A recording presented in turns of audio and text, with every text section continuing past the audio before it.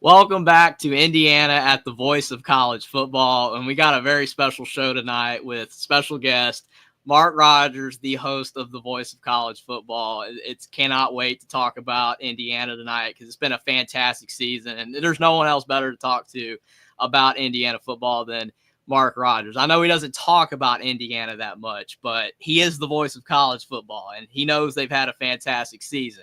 Indiana's been beaten down by everybody. They haven't played anybody. They're no good. You know, they don't deserve to be in the playoffs, but none of that matters because they are, in fact, in the college football playoff to face Notre Dame.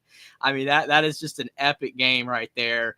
Battle for Indiana. Purdue's not a part of it this year. They're terrible, even if maybe they're getting their team, program back together for next season. We'll have to see what Barry Odom can do. But this year they were a disaster. So it's coming down to Indiana and Notre Dame, two teams that don't normally face each other and two teams that couldn't be further from the spectrum of each other when it comes to college football pedigree. Indiana, the losingest power conference program ever, and Notre Dame, one of the winningest. So it's all going to meet up, in about a week and a half. Friday night. You can't get any better than that. I only wish that it was in Memorial Stadium instead of Notre Dame Stadium. But, it is what it is on that. But appreciate you for coming on, Mark. And what are your early thoughts? Well, yeah, they were only a couple seeding rankings away from getting that home spot. But, yeah, the schedule definitely hurt them in that regard. So they've been sitting in that 10 spot forever and really couldn't do much to boost that. So the schedule in the Big Ten didn't do them any favors. But yeah, I think this is going to be a competitive game. I got to think that Notre Dame's something like a 7 or 8 point favorite, something in that range. And that seems pretty reasonable to me. I generally guessed within a point or two the point spreads of all these first round playoff games, although the Ohio State point spread, I got to say, is a little bit higher than I thought it might be.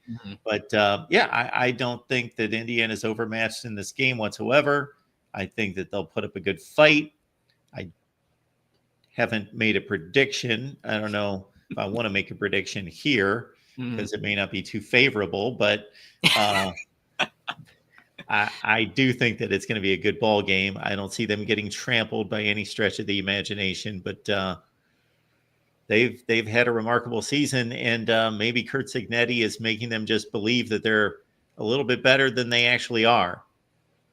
I absolutely agree with that. I mean, they've played a lot better than the sum of their parts, or however the phrase would go, because they don't have any 5-star players. They don't have guys that really anybody wanted. I mean, maybe 2 players on their team, maybe 3, would have been considered by other power conference programs. So most of these guys, it was just Indiana.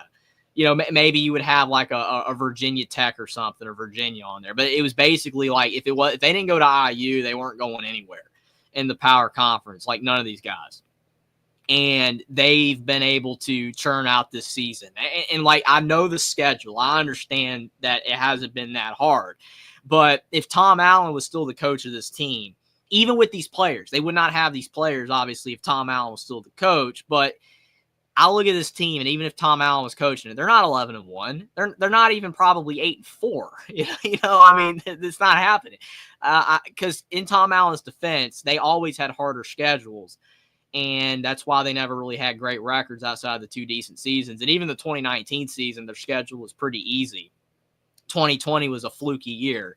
But, nobody's doing this at Indiana, even with this schedule, with this team. I just don't see it. And that's why what he's done is so impressive.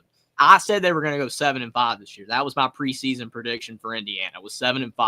And I thought I was too bullish. And I've mentioned it a ton this year because I was wrong. For the first time in my life, I undersold Indiana. I've always oversold IU. They're going to go 6-6 this year, 4-8. Oh, they're going to go 6-6 this year, 3-9. And then I say this year 7-5, and they go 11-1. I still can't believe it. Yeah, I got to say that you mentioned your 7-5 pick a few times on my show, and I just gave you a wink and go get them. Good luck. But I think I picked them maybe 5-7, Mm-hmm. something in that range, which would have been 2-7 in the Big Ten, Mm-hmm. maybe 3-6 in the Big Ten with the 3 wins outside the conference. But I certainly didn't pick them anywhere above 6-6 was my record at most. So it's been remarkable. And Curtis Rourke was a quarterback addition that I agreed with, that I thought was a good pickup, that I thought would do a nice job. But 27 touchdowns and 4 picks. I didn't anticipate him taking care of the ball that well and carving up defenses in this conference. And, that's even with missing some time when he was banged up. And I was hoping at that point of the season that this Indiana train wouldn't come to a screeching halt, because he had to miss the, he got knocked out against Nebraska and then wasn't able to play against Washington. And that at that point, the way the Huskies were playing looked like a dangerous team to be coming to Indiana. And that looked like this could be a upset spot here, but obviously Taven Jackson filled in admirably and they just kept rolling, and that was not that close of a game. And so, yeah, the Curtis Rourke edition just has been remarkable. And again, Kurt Cignetti, the phrase is sometimes you have to love him. Well, I'm not going to say it like that, because you don't have to love Kurt Cignetti, and I'm sure there are a lot of people out there that don't. But you got to notice him. You've got to take note of what he's doing. You have to. If you don't respect him as a man, you got to respect him as a head football coach, because this is one of the great coaching jobs in the history of college football, modern college football. This turnaround that he's been able to pull off. We could have been sitting here all off season taking bids on, okay, who's the most likely team to make the college football playoff? Okay, Georgia, and then Ohio State, and we could have been sitting there for 10 or 12 hours scratching our heads, coming up with Arizona State and Indiana to be in the playoff. It's phenomenal. Yeah, and I mean, I think, to be honest, that's what makes the 12-team playoff good. I don't like the structure of it, and I still prefer a 4-team playoff. I know a lot of people, Indiana fans would be like, that's insane. We wouldn't be in it right now if it was. And I agree. But the 12-team playoff is very flawed. It's a terrible system. And I know you've talked about it a ton. I've talked about it a ton, how poor it is. Just having the conference champions of weak conferences get those top spots. It's just, it makes no sense. I mean, you got to reward them for, being conference champions. I get that, but those are weaker conferences, like the Big 12 and the ACC are like nowhere on the level of the Big 10 and the SEC anymore. They're not even close. I mean, they're still power conference leagues, but they're not even close to the same strength. But even though I don't like the system, I do think it is great to have, potential for Arizona State and even some of the other teams that were in the conversation, like BYU was there for a long time. Iowa State, Colorado had a chance. SMU got in. That was a whole other debate too with SMU, Alabama. And I can't wait to talk about that with Jackson on Thursday, even though Alabama didn't get in, but like SMU getting in. I mean, all these teams getting in is crazy, because of the fact you would have never seen it before, ever. It doesn't happen. Now, I know that the people are going against it because they're like, well, these games are going to be blowouts. And, I mean, most likely some of them won't be close. But still, they decided to go with 12 teams, and some teams have to get in. It's just the way that it works. Unfortunately, the SEC beat each other up. Like, we know that Ole Miss and Alabama and South Carolina are better football teams than Indiana, SMU, and Arizona State. They're better football teams. They have more talent. They've got, all that kind of stuff. But they lost 3 games. I mean, and a couple of them were to bad teams. I mean, like, to me, Alabama losing by 21 to Oklahoma and Ole Miss losing to Kentucky is why they're not in. I mean, those are bad losses, however you slice it. And SMU, Indiana, and Arizona State obviously won their conference, but Indiana and SMU didn't have a bad loss, and that's why they were able to sneak in, whether they deserve to be in or not. Indiana, they had no case not to be out, but SMU definitely did. But yeah, I think the committee did what they needed to do, combining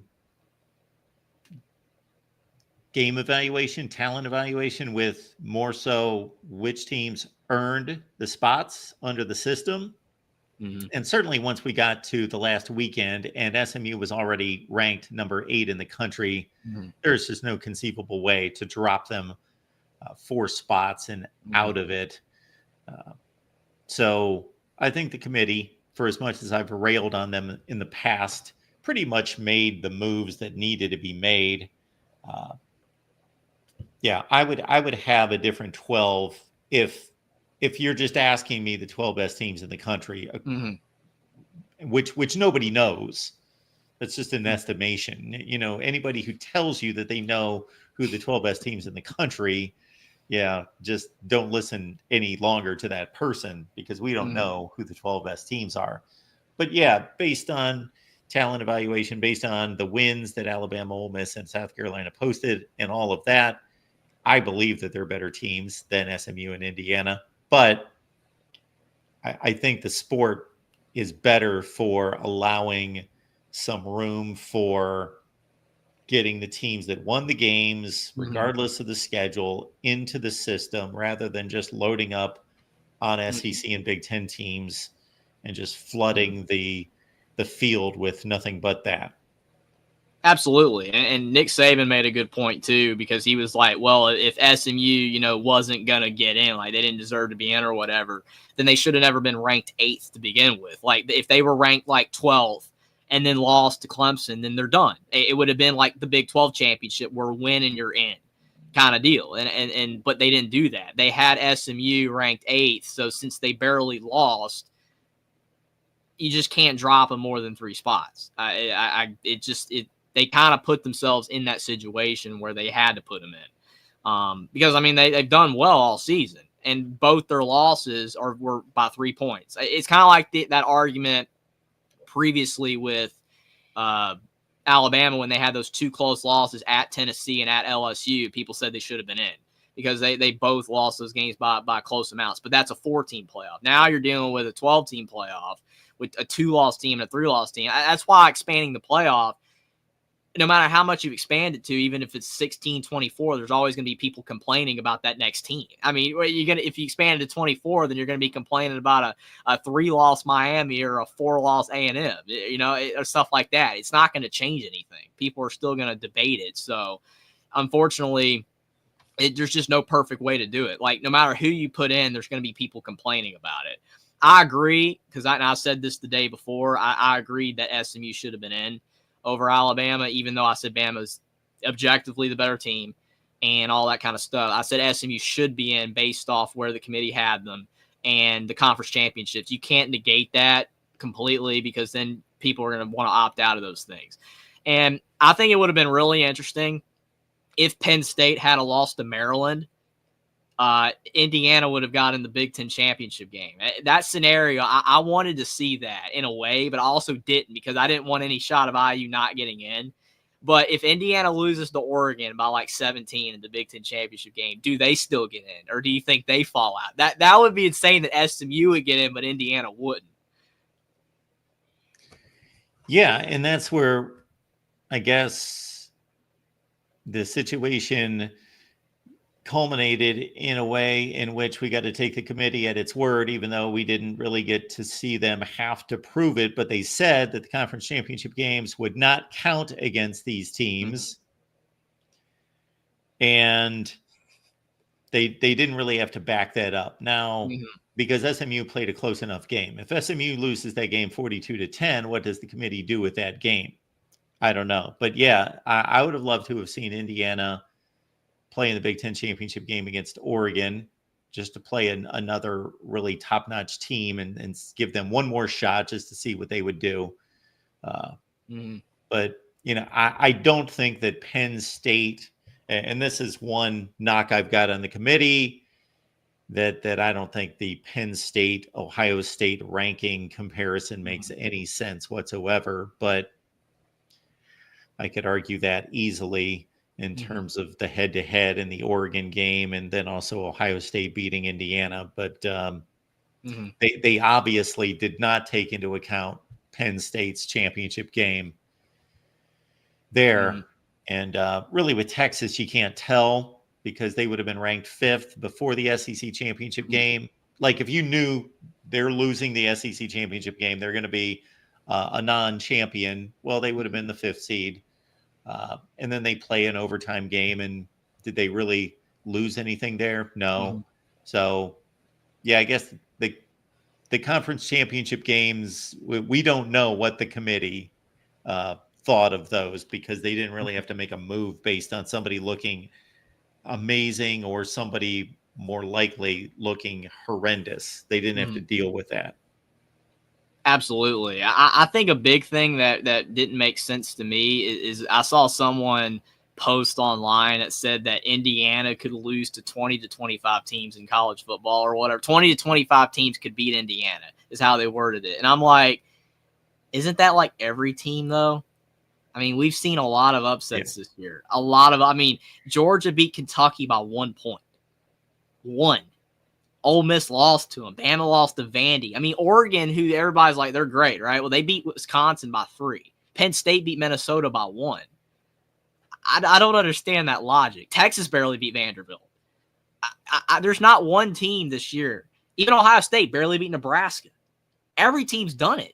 Every single team is done. So why is it because Indiana, not having as much talent, not being a brand, someone's going to say that, but then no one's going to look at Texas and Georgia and all these other teams that have had close calls against really bad teams. I don't get that. That's just doesn't make sense. Yeah, if that person is actually making that statement and that's the statement that like if what they truly mean is that there are 20 or 25 teams better than Indiana, well, then that's a different statement than just flat out saying that 20 or 25 teams could beat Indiana. Absolutely, they could beat them. To your point, yes. How good is and maybe I shouldn't even take Michigan, Ohio State. Maybe that's just a different deal. I don't know. But if you're taking that as just another game, Michigan's what, the 40th best team in the country? What they beat, the 3rd or 4th best team in the country. There you go. We could go on and on for hours about where I generally think once we get to about the 7th or 8th, 9th best team in the country, that it starts to, they're better than the 30th team, but not much. It starts to really compact between about 12 and 30, 35. Like there's barely any difference between like Texas A&M and South Carolina or A&M and Ole Miss or even LSU. You can almost throw them. The difference between the teams is marginal. Like there's no difference. People just look at them differently because of where they finished. Like, oh, you went 9-3, LSU went 7-5. Is there that much difference? I mean, not really. There's just not that much difference. I mean, like we saw Alabama lose to Oklahoma by 21, but then LSU beat Oklahoma by 20, and LSU lost to Bama by 36. That's college football. That's college football. I mean, yes, who's better? Bama's better than LSU, I would say, and LSU is better than Oklahoma, but the results didn't match. That's college football. We play the games for a reason. The favorite team doesn't always win. I mean, that Indiana, Michigan, Ohio State, Michigan complex is nuts. I mean, Michigan beat Ohio State, Indiana beat Michigan, but Indiana loses to Ohio State by 23. Like, who's the better team? I would say Ohio State by far is the best team. And then between Michigan and Indiana, it's pretty close. I mean, Michigan has more talent, but they didn't have a quarterback. I mean, they threw for 62 yards against Ohio State, 62 yards. I mean, they threw for more against Indiana. Indiana won barely, but I mean, there's not a big difference. A lot of fans, I think, get confused with that because they're just looking at record, but there's not a lot of difference. In my judgment, that's why you got to take the complete resume and evaluate the entire resume of 12 games rather than we can run in circles all night talking about they beat them, but they beat them and all of that business based on one game. Absolutely. And it's so fun to do because you could do it for hours on end, but it's just the way that it goes. People are going to debate what they're going to debate. It's what makes college football so special. That's why we're here talking about it. It's awesome. The discussion, debate, and analysis, your go-to phrase for the voice of college football. That's why we do it. It's tons of fun. And we got Jackson with a $2 super chat. Appreciate that. Jackson says Indiana beats Notre Dame. Will be the first time since 1950. I mean, to be fair with Indiana, they don't play Notre Dame that much. But at the same time, most years Indiana would have gotten blown out by Notre Dame anyway. So it would be very impressive for Indiana to do that. I appreciate that. And we got also $5 super chat from Jackson. If IU beats Notre Dame South Bend, will be the first time since 1901. Yeah, okay, that was a long time ago. Funny thing enough, that like Indiana actually started out as a decent college football program, all things considered, and then they didn't get Newt Rockne. They could have hired Newt Rockne, but he goes to Notre Dame, and the rest is history. Indiana ends up being terrible forever. So until now, it's wild. This Crying Belly is telling us that Indiana is 23-5 all time against Notre Dame. Is that true? There is no way. Okay, I don't know that. I do not know that. I'm going to Winsipedia right this second. If you weren't, I was, because I know a lot about IU football, but I don't know that. I would not think that's true. Yeah, if this was Indiana Clemson, let's say, and we knew that they played back in the 20s, then I would say, okay, maybe that's possible. But Notre Dame has never been down during a time in which Indiana would have been playing them a long time ago, that I could imagine for 28 games, 29 games with a tie, that would have held up. I just don't see. There's no way. Here we go. We've got Notre Dame 23 wins, Indiana 5. The other way around. Yeah. Okay. I was about to say, like, there's no way. Like, I know Indiana does have the series lead over Kentucky. I know that. It's by one game. Indiana 17, Kentucky 16, and one tie. So Indiana does lead Kentucky in football. But there's no way it's Notre Dame. Like, there's just no way. That's crazy. Yes, Indiana last won in 1950, like Jackson told us, 20-7 in Bloomington against Frank Leahy. And, I think Bo McMillan was still there, the coach. I think his name was Bo McMillan back in the 40s, and then he left for the NFL. Clyde Smith in 1950. For Indiana? Yes. Okay, that was after McMillan. I know McMillan, he was the coach at the 45 Rose Bowl. I know that. I know he left a few years later for the NFL. Might have been the 49 season then. But, yeah, Will's saying that was Frank's worst team right after Leon Hart left. So. And the last time they got together was 1991. Notre Dame won in South Bend 49-27. Bill Mallory's team against Lou Holtz. Funny thing about that, there is some special news on the television front, though. That Notre Dame game in 91, I did see someone post that was the first NBC game for Notre Dame. Notre Dame, Indiana, 91. And now this is the first ABC game for Notre Dame facing Indiana now. That's weird. First NBC game, it was in 91, and now it's first ABC game now. I saw something. What do you mean? Whoa. The first ABC game for Notre Dame. Yeah, ABC. That's what I meant. ABC. Yeah. I know you said ABC. Notre Dame's played a zillion games on ABC. So someone posted something like that. Maybe they worded it differently. They apparently don't know what they're I think it could be home game. No. I think that's it. I think it's the first Notre Dame home game on ABC. Sorry, that's it. Sorry. I'll have to double check on that. I don't believe that's even the case. Will says first ABC home game since the 80s. Since the 80s. Yes. Because someone posted something like that. Sorry, it wasn't first all time, but since the 80s. Yeah. Okay. It's still crazy, though. It is wild on that. Watched Notre Dame play many games on ABC. At home. Okay. Yeah, Will says 86. Yeah. I mean, it makes sense because, I mean, they've had that NBC contract and, like, all their home games are on NBC. So that definitely would check out. Do have to, real quick for a bit, talk about the Coach of the Year debate. Since people care a lot. I personally don't care that much because I think that it's obvious who it is. But Curt Cignetti or Kenny Dillingham for Coach of the Year. Kenny Dillingham has been amazing. I mean, unbelievable what he's done. Would never have expected Arizona State to be this good. Funny thing enough is, like, me and Will have been picking, like, for Arizona State all year after like week 6. Like they just kept winning. So we're like, oh, let's back Arizona State. He actually went with Iowa State in the Big 12 championship game. I was like, no, we backed Arizona State all year, Will. Let's go Arizona State. Well, they won. So I'm happy for Dillingham. He's done an amazing job. But Curt Cignetti, though, his first year, Dillingham second, worst conference for Dillingham, a little bit tougher schedule. I think Cignetti deserves it because it's his first season and Indiana has been the worst power conference program ever. But I do want to hear your take between the two, Mark, and who you think deserves Coach of the Year. And if it's a close margin on who should win it.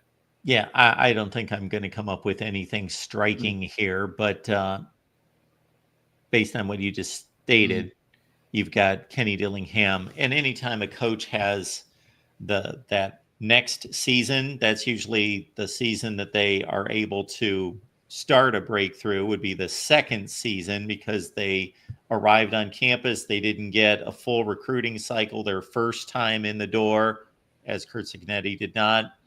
And then you get into a second season. Well, then you had a full recruiting cycle. You had a full off season to get your players acclimated to the coaching staffs, relationships, terminology, all those things. So a second season is usually when a coach breaks through. So to accomplish what Curt Cignetti did year one, it's so significantly more difficult to do.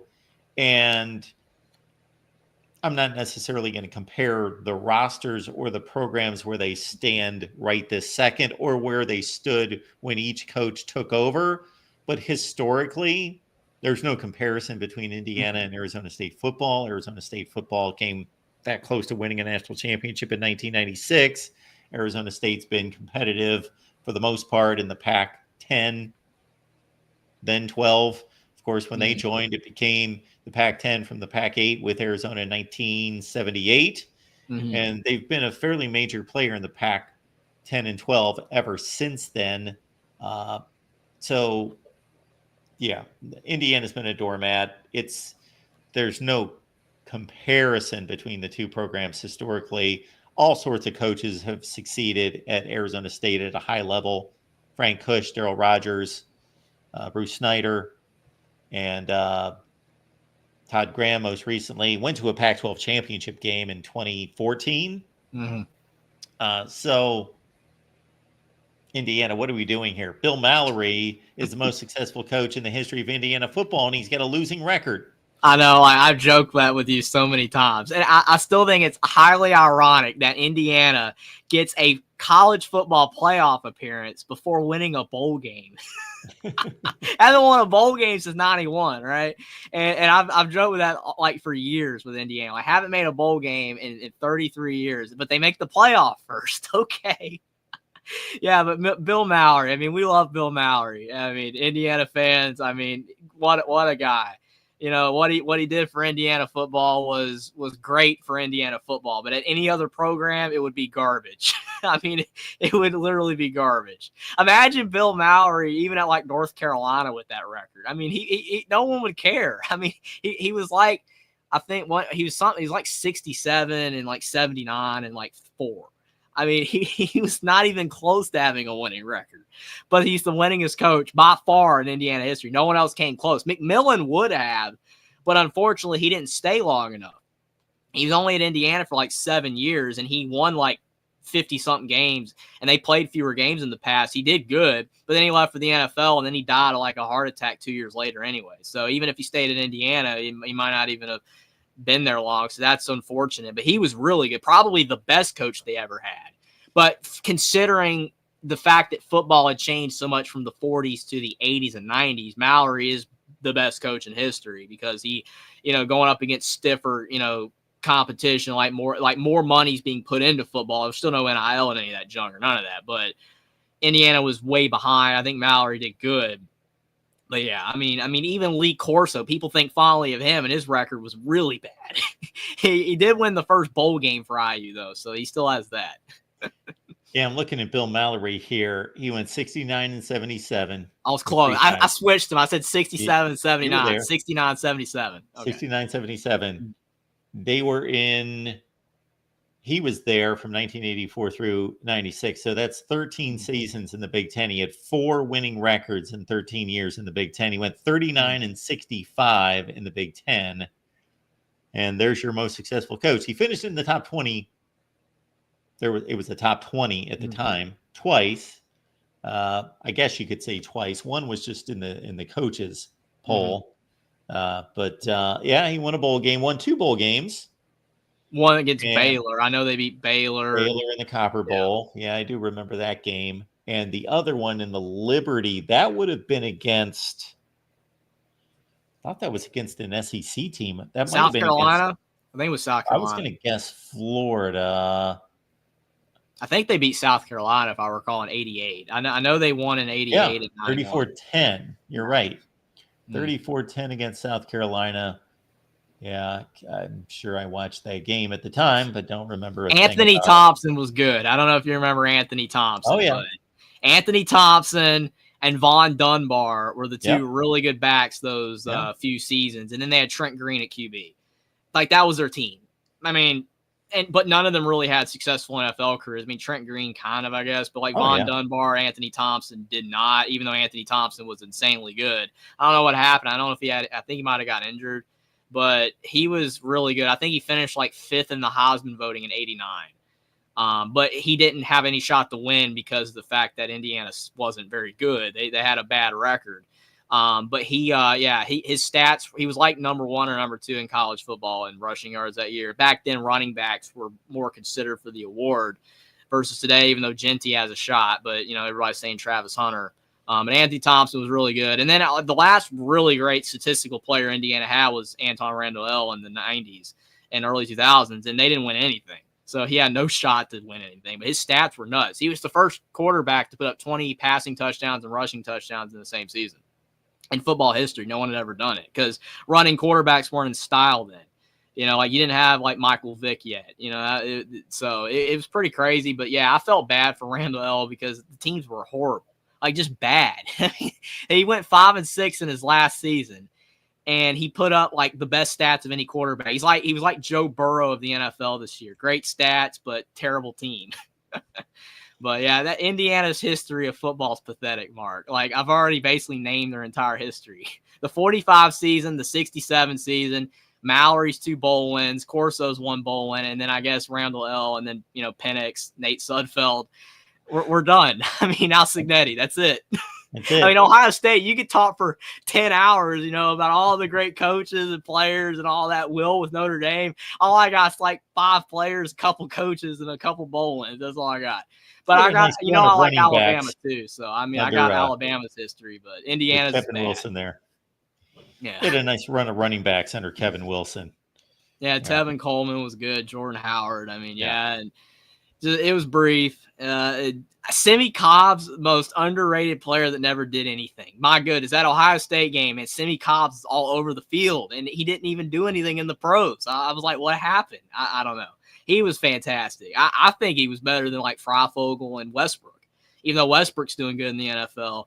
But Simi Cobb's is really good, and he's off the face of the earth. Like, nobody knows what happened to him. That was crazy. A fun team. Yeah. Yeah, it's wild on that. But, yeah, I mean, Cignetti and Dillingham, I just don't think it's close.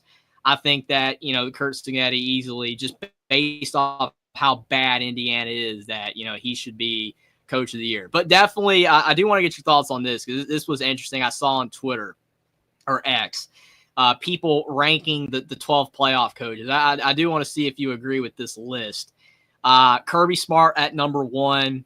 Dabo at number 2, Steve Sarkisian at 3, Lanning at 4, Ron Day 5, and then James Franklin 6, Heupel 7, Freeman 8, Cignetti 9, Dillingham 10, Rhett Lashley 11, and Spencer Danielson at 12. Ranking the coaches in the playoff. What are your thoughts on that list? Well, my first thought is, what are we ranking here? Are we ranking their accomplishments and how good they've been from start to finish? That's what that looks like right there. That is basically a ranking of accomplishments. And that's fairly accurate from that standpoint. So if we take it from the top there, I do not believe that the work that Dabo Swinney has done recently would put him in the second position. I would lift Sark above Dabo currently, for as much respect as I have for Dabo Swinney and like Dabo Swinney. If this is not a resume historical ranking, but a now ranking, I'm going Sark and Lanning over Dabo. And I may even lift Josh Heupel above James Franklin. I think I would. And then if we could knock it down after that, what are Kurt Cignetti and Kenny Dillingham doing right now with the level of roster talent that they have? I would pop them up a few notches as well. Rhett Lashley at SMU. Again, if we're talking about the job that these guys are doing right now, I don't know. Yeah, Ryan Day's accomplished a lot when you talk about wins and losses, but if you're talking about what he's been given and what most coaches would be able to recruit at Ohio State, then what he's done hasn't been that impressive. Yeah, because I mean, when I look at this list, and I used to do this with Tom Allen, I would joke with a lot of people. I'd be like, could this coach, win 8 games in Indiana, or all that kind of stuff? And I mean, I'm looking at this list, and how many of these coaches could go 11-1 at Indiana this year with this team? I mean, I don't know. Honestly, I don't know if any of them could. We don't know because we'll never be able to witness it. That's the problem. There's no way to be able to say. But I mean, you look at a guy like Marcus Freeman or James Franklin, and like I don't think either of those two, especially Franklin, would win 11 games at Indiana with the talent that Indiana has this year. I know the schedule was easy. I get that. But, I mean, these guys have way more talent, and they still choke games. They still lose games to teams that they shouldn't on a regular basis. And that's the problem. I mean, like you said, Ron Day, I mean, even though I think that the flack that he gets is way overblown, and still do not think that he should be anywhere close to being fired, it's understandable why people are irritated because Ohio State's pedigree, they expect to win championships every year like Bama. I mean, Ohio State's standard is probably higher than any team. I mean, they probably have the highest standard of any team in college football right now, even over Bama, I would say. I don't know if you agree or disagree, but their standard is really high, and he's won like more than anybody could basically win right now at a school. Even basically every year posting better win percentages almost than Kirby, but he's not beating Michigan, and he has all this talent, and it just seems like the product is slowly getting worse. I mean, like you look at CJ Stroud, you look at Justin Fields versus Kyle McCord, Will Howard, it is significantly worse. They just look worse. Still a fantastic team. It can still blow the doors off a good team if they play well like Indiana, but then you have Michigan and that Nebraska game. You're seeing more of that. But yeah, if you're going off that, Ron Day's really not impressive at all. Any coach could do what Ron Day's doing, basically. Almost anybody, unless you're just really bad. But yeah, could any of these coaches do what Cignetti or even Dillingham did at their respective schools? Maybe not. That's why, like, if you're going off that, Cignetti and Dillingham probably should be higher. But like you said, this list clearly is based off accomplishment, which I'm not saying that's unfair. It's just an easy list to do. It would have been much more interesting to see if they would have gone with what they've done lately or how impressive it was of what they did with their team this season. I don't know how that list would turn out. Cignetti still wouldn't be probably number 1, but he'd be a lot higher on the list. Yeah, it's a much more interesting list if you take the approach that look at each one of those coaches against the expectations of the program, the reasonable expectations of what that program was when they got there and what they're accomplishing.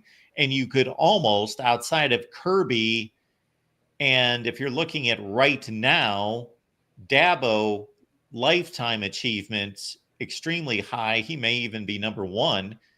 That's where they're kind of mixing accomplishments with current status of the program, because if you're going lifetime achievement, then Dabo's 1 and Kirby's 2, and Ryan Day's probably 3. I forget who else was up there.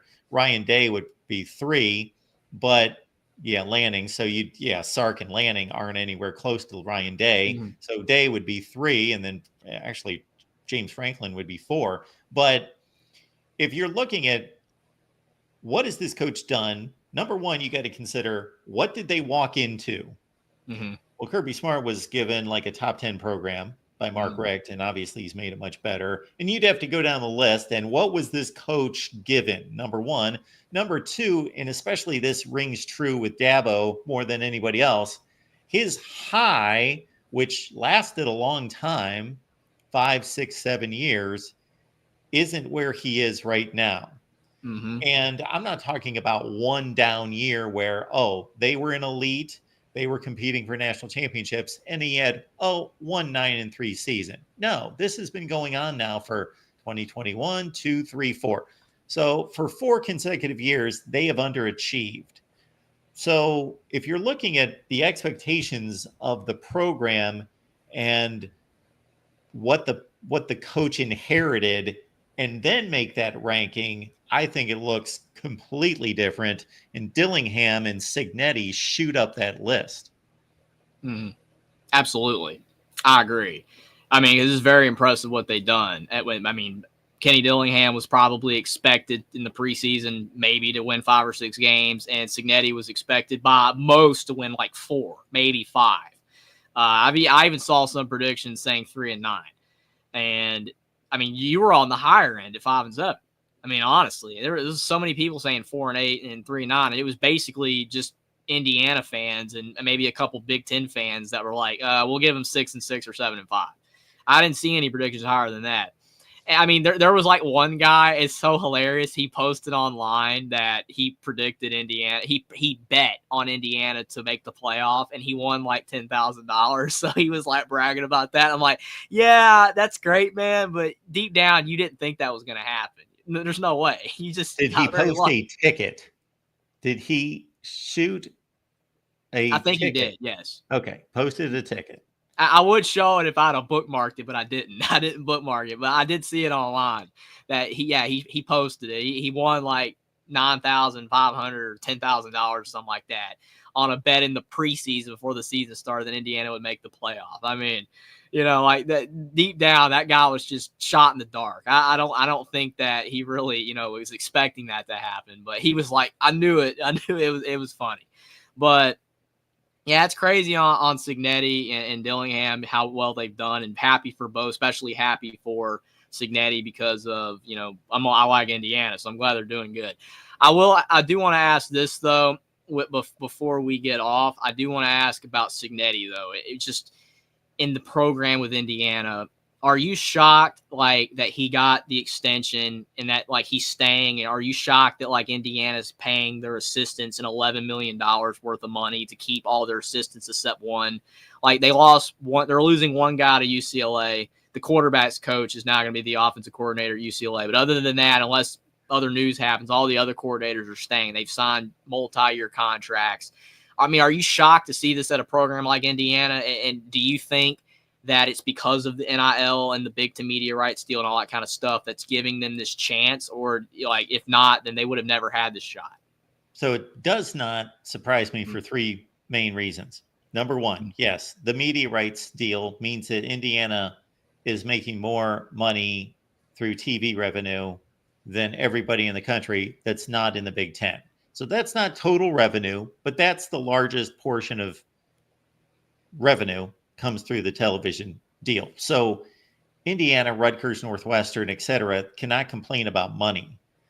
They're making a boatload of money through CBS, NBC, and Fox. So that's point number one. Point number two is that contract extensions, all of that mean nothing to me in regards to evaluating how long a coach is going to be at a program. Those things are extended. Anytime anybody has a decent season, and obviously he's had a great season, they get a contract extension. And how many schools had to kick themselves because they gave somebody an extension based on one good year? Florida State, Mike Norvell. One good year, he had 2. But Mel anyway, Tucker. Mel Tucker, Mel perfect Tucker. example. Mel Tucker, 1 year. And then suddenly, just because the coach has one good year, he's got to get it. Some of these years, now Mel Tucker's was pretty strong year, top 10, won a New Year's Six Bowl, etc. But sometimes these breakthrough years are nothing that outstanding.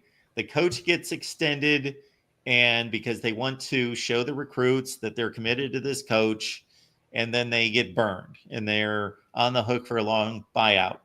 On the other hand, yeah, the coaches sometimes get the extension, but they're able to parlay a good run of seasons into a different job. And even though they have a contract, they still leave, and that gets bought out from the school that hired them.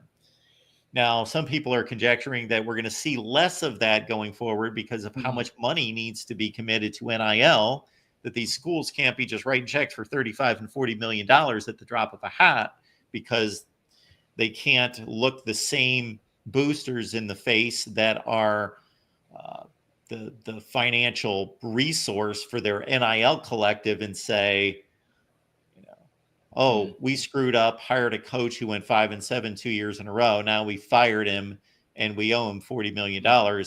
Pony up. Well, plus we need to get this quarterback out of the transfer portal and get a left tackle and a cornerback and a such and such. And we need another $15 million for that. That's going to cause these athletic directors to be a little bit more reserved with just doling out these contract extensions. So maybe Indiana's in a little different position because they just felt like Cignetti could parlay one season into a bigger job because it was just so startling what he accomplished this year. So again, number one, because of a TV contract. Number two, because contracts get extended all the time. That didn't surprise me. But number three, what doesn't surprise me is because Cignetti's such a strong personality that I could have foreseen that he went into Indiana and said, hey, I want you to show me that you're going to be, this is a guy that's not, this is not Kenny Dillingham at 32 years old, who's probably just dying to get a head coaching job anywhere, especially in the Power 5. Bam, he does a nice job at Florida State, Oregon, back-to-back years, and boom, he parlays that right into a big-time job.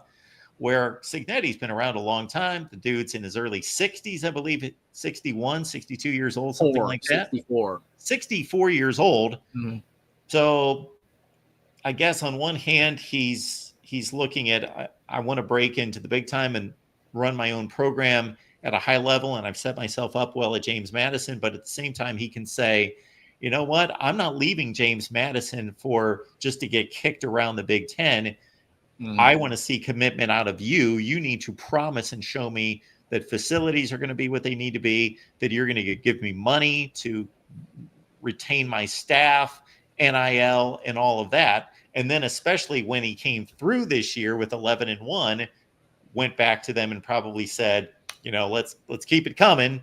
So knowing his personality, putting that together with what he could demand coming off a great run at James Madison, that's why it doesn't surprise me that he most likely, even before he got the job originally, demanded those things, demanded that commitment. And then once he pulled through with 11-1, he had even more leverage to demand more commitment. Absolutely. And I agree. It is very risky to, after one season, give a guy a massive extension. I mean, like you said with Mike Norvell, Mel Tucker, Jimbo Fisher still is just an all-time fail at Texas A&M. But the thing with me, like with Mel Tucker, he's one that stands out because he didn't really do that much, right? Like you had the one season he had at Colorado that he didn't win, and then he goes to Michigan State and he doesn't really win. It gets Kenneth Walker in the portal, has the 1 year, and then he gets this massive extension. The difference with that and Cignetti is that Curt Cignetti has won wherever he's been, everywhere that he's been. I know they're low levels, but James Madison and Elon and IUP, all those places he won. And then he was an assistant under Saban in the late 2000s. That's a plus as well. And then, goes to Indiana, has this great season right off the bat. Do I expect Indiana to be as good next year, record, wise? No, absolutely not. I don't see him going 11-1 next year. But to me, when I look at Indiana, I could see them being like in the Louisville predicament this year, right? Where Louisville had a better record last year and they were in the conversation, for the ACC title. This year they were not, but they were basically the same team. Louisville was still a solid team. Maybe last year they might have been slightly better, but Louisville went 8-4 this year and, had a tougher schedule. I can see Indiana doing the same thing, like next year going like 8-4 or something like that. And they, people are saying have fallen off a cliff. Oh, they're way worse this year. Last year was fraudulent. And I'm like, really? I mean, if Indiana, having road games at Penn State or having road games at Oregon next year, a couple tough, I think they have Iowa, Wisconsin, like you could go 8-4 and it could basically be the same team. You're just as good as you were last year, but your record's worse. And I don't think that would mean that like Cignetti, it was a fluke and that he didn't deserve the contract. I think the biggest thing for me and why Michigan State really shouldn't have given Mel Tucker that extension is because of what he did in the past wasn't impressive, one. And number two, I could be wrong, and definitely, Mark, tell me if I am, but I don't really believe that Mel Tucker was a big candidate for other jobs after that 1 year at Michigan State. I could be wrong. I don't remember. But I don't really think that he was. Everybody in the country was already saying we want Cignetti. Oklahoma, if Venables got fired, Florida State, if Norvell got fired. People at USC were talking about him, Riley's not going anywhere. Florida was talking about him before Napier started winning. Tons of places. Like, you had tons of people, even Michigan fans. Like, Sharon Moore is terrible. He's no good. We want Cignetti. Like, everybody was wanting him, supposedly. And you didn't see that with Tucker.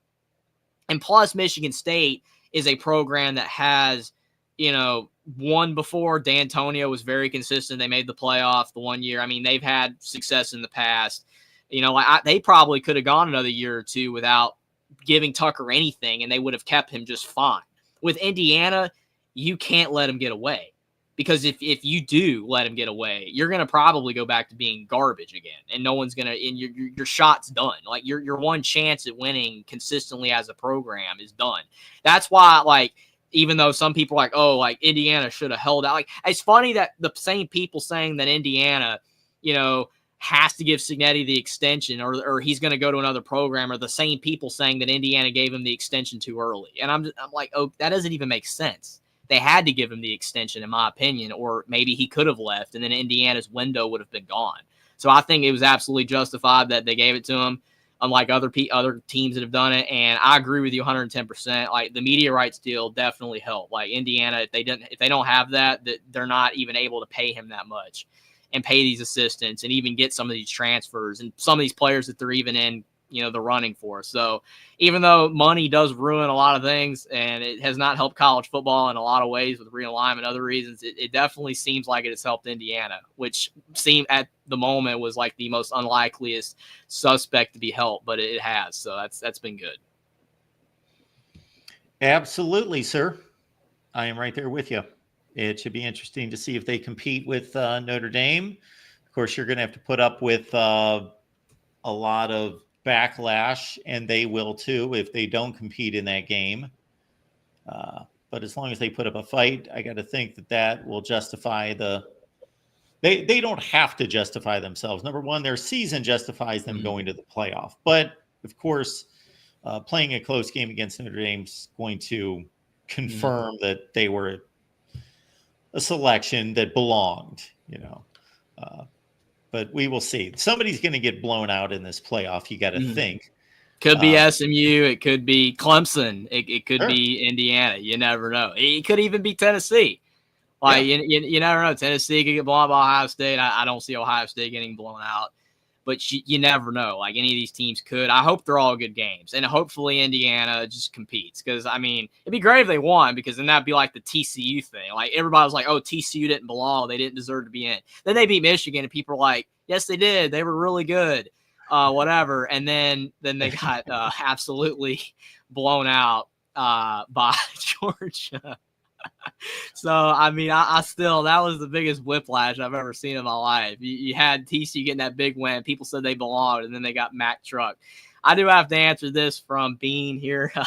I am over the age of 18. I will say that. So, appreciate it, though. Appreciate everybody for being here tonight. Appreciate you for coming on, Mark. Hopefully, Indiana will do good. We still have another week before, to talk about IU next week on Tuesday night before that game. And see what happens with that, but definitely appreciate you for coming on. But yes, check out the Indiana channel. There's the link right there. Indiana at the voice of college football. We're trying to get subs over to the Indiana channel. We're at 64 subs right now. If you enjoyed watching, the show tonight, you're not going to want to miss future shows on the Indiana channel. And the link is right there for you to go check it out. Exactly. So everything that just happened tonight, Jeffrey does that every Tuesday night, the same time. So everybody that's in the chat right now, having a good time talking college football, mixing it up with Jeffrey, you can do that every Tuesday. Just follow the link to the Indiana channel and keep this bookmarked for the Indiana channel every Tuesday night. It's at 7 o'clock Eastern time. All right? Absolutely. I put it in there again. Like, there's the link. I know Indiana hasn't been relevant in the past. They haven't been a team no one's cared about except me coming on to talk about them. But they're in the playoff. They're 11-1. Like, there's never been more of a reason to talk about Indiana football than there is now. And there you go. 2024 Sun Bowl champs every Tuesday. Oh, boy. Exactly. Every Tuesday. Right there. We got the link. It's in the chat. Follow it over to the Indiana channel. Be looking out for the for those of you who are subscribed here at the Voice of College Football on the main channel, or I assume you all found the show, so you must be in contact with us here on the main channel. I post a channel schedule every morning, so it's right there every Tuesday morning, where you see that the Indiana show is going to be on at 7 o'clock Eastern time. But the easy way to do it, there you go, Realistic. Subscribe right now. Thank you for doing that. The easy way to do that is just go over to the Indiana channel right now. And guess what? If you flip over to the Indiana channel right now, you're going to see the exact same thing because we're simulcasting. So you're going to see Jeffrey and I talking right in real time. So you might as well just head over there right now. And Realistic, we appreciate you subscribing, and everybody else as well. Thank you for that. Absolutely. Appreciate it, Mark. It was a blast. Definitely appreciate everybody for watching the show, and hope you guys check out Indiana, the voice of college football. And thanks, Jackson, again for the super chats tonight and for promoting the shows like he always does. Jackson is the links master, like I always said. He's got them all. I mean, if he doesn't have the link, it doesn't exist. He's got them all. It's crazy. He is buttoned up. No doubt about that. He knows his college football, and he knows our network better than I do. Which is unbelievable. I mean, that is amazing. Absolutely. But again, appreciate everybody for being here. And we will have, before we go, the advertisement for the Voice of College Football bets. College football is even more exciting with some action on the line. And the games are even better when you're cashing in. And the Voice of College Football is the place to be to get the greatest value. Let's start with my picks. 75% against the money line, 58% against the spread. I've got a 40-year track record. In fact, in 2023, at $100 played per game, you would have netted over $9,300. And guess what? I'm just the warm-up act. Steve Merrill, our ace in the hole, show stopper from Wager Talk. 6 years with the Voice of College Football, over 30 years in the industry. Steve gives us analysis on all the big games, but you can't miss Steve's weekly under-the-radar pick, which went 21-5 against the spread the last 2 seasons. I repeat, 21-5 against the spread. You also get picks from some of our top analysts here at the Voice of College Football, including Steve Dace and Matt Zemek. Become a YouTube channel member or Patreon member for just $99 per month. Go to the main channel on YouTube, click join, and select the betting tier. Do the same thing on Patreon. Make 2024 a winner now.